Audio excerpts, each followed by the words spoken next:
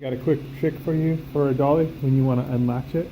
You can actually, if it's loose enough, this one's not loose enough, so I just need to loosen it a little bit.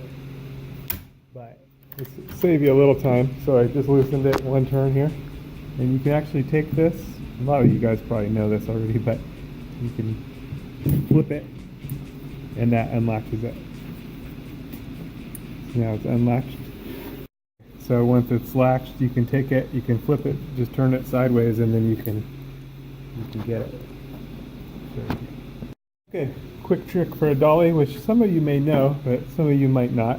So you want to take your strap off, you're finished moving it, undo your latches, do it one turn to loosen it, and then you can take this and just flip it.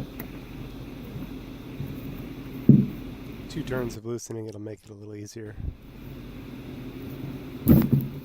Just flip it like that, and now you can undo the strap.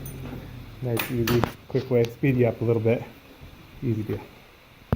A quick search of my YouTube channel, you should be able to find a bunch of material that'll be helpful to your maintenance needs, and links to tools and parts used in the videos can be found in the descriptions below.